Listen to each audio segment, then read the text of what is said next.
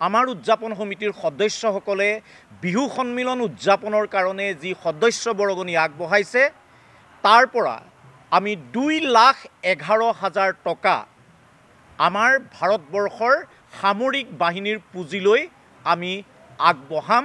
উপায়ুক্তৰ জৰিয়তে এই কথা আমি ৰাজহুৱা কৰিলোঁ। নমস্কাৰ, শিৱসাগৰৰ সংবাদ মাধ্যমৰ সন্মানীয় সাংবাদিক বন্ধুসকল, আজি বিশেষ পৰিস্থিতিত আমি আপোনালোকক আমন্ত্ৰণ কৰি আনিলোঁ আমাৰ বিহুতলীলৈ।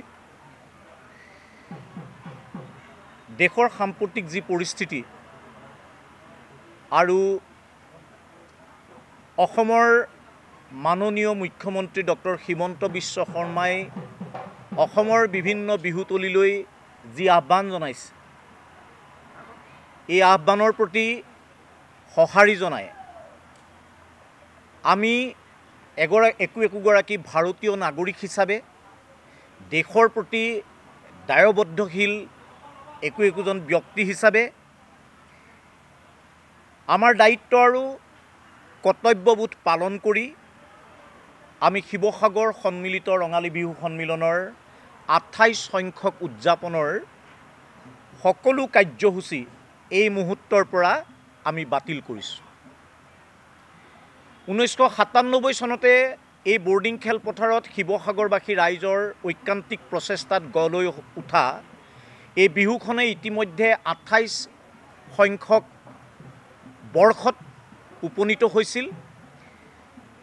যোৱাকালিৰে পৰা আৰম্ভ হোৱা এই সন্মিলনখন অহা 10 মেলৈকে আমি পালন কৰিবৰ কাৰণে আয়োজন কৰিছিলোঁ আৰু আমাৰ এই বিহু সন্মিলনখনৰ উদযাপন সমিতিৰ সদস্য তথা বিষয়ববীয়াসকলে প্ৰত্যেক বছৰে আমাৰ যি সদস্য বৰগণি আগবঢ়ায়, বিশেষভাৱে এই বৰ্ষত আমাৰ উদযাপন সমিতিৰ সদস্যসকলে বিহু সন্মিলন উদযাপনৰ কাৰণে যি সদস্য বৰগণি আগবঢ়াইছে তাৰ পৰা আমি 2,11,000 টকা আমাৰ ভাৰতবৰ্ষৰ সামৰিক বাহিনীৰ পুঁজিলৈ আমি আগবঢ়াম।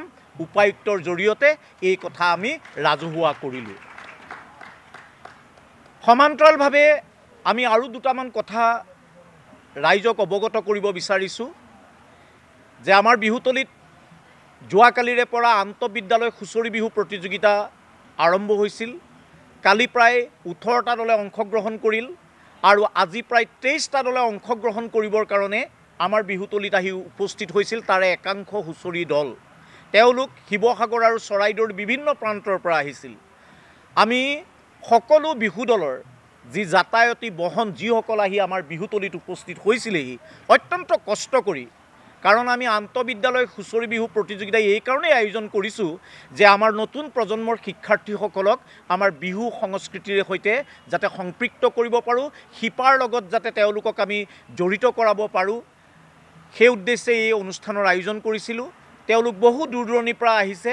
আমি সকলোৰে ক্ষেত্ৰত তেনে বিধি ব্যৱস্থাৰে আমি উদযাপন সমিতিয়ে তেওঁলোকৰ যাতায়তী ব্যয় বহন কৰিম। আজি আমি খন্তেক সময়ৰ আগতে সদৌ অসম ভিত্তিত কুইজ প্ৰতিযোগিতাৰ আয়োজন কৰিছিলোঁ অসমৰ লোক সংস্কৃতি বিষয়ক। আৰু এই প্ৰতিযোগিতা এই কাৰণেই আমি আয়োজন কৰিলোঁ কাৰণ ধেমাজি, লখিমপুৰ, ডিব্ৰুগড়, যোৰহাট আৰু গোলাঘাট জিলাৰ পৰা ইয়ালৈ কেইবাটাও প্ৰতিযোগী দল আহিছিল। সেইকাৰণে আমি কুইজ প্ৰতিযোগিতা সমাপনৰ লগে লগে আমি আমাৰ এই সন্মিলনৰ বাতিল হোৱাৰ সিদ্ধান্ত সংবাদ মাধ্যমৰ জৰিয়তে অসমৰ মাননীয় মুখ্যমন্ত্ৰী মহোদয় আৰু অসমবাসী ৰাইজক আমি অৱগত কৰিলোঁ। আৰু আমি শিৱসাগৰ সন্মিলিত ৰঙালী বিহু সন্মিলনৰ এই পৰিয়ালটো আমি সামৰিক বাহিনীৰ সৈতে একেলগে আমি আছোঁ। ভাৰতৰ স্বাভিমান, ভাৰতৰ স্বতন্ত্ৰতা, ভাৰতৰ মৰ্যাদা অক্ষুণ্ণ কৰাৰ ক্ষেত্ৰত ৰখাৰ ক্ষেত্ৰত তেওঁলোকে যেনেদৰে যুদ্ধংদেহী মনোভাৱেৰে তেওঁলোকৰ দায়িত্বৰ কৰ্তব্য সম্পাদন কৰিছে, এই মুহূৰ্তত তেওঁলোকক সাহস আৰু অনুপ্ৰেৰণা আমি যোগাম আৰু যোগোৱাৰ আমি প্ৰতিশ্ৰুতিবদ্ধ।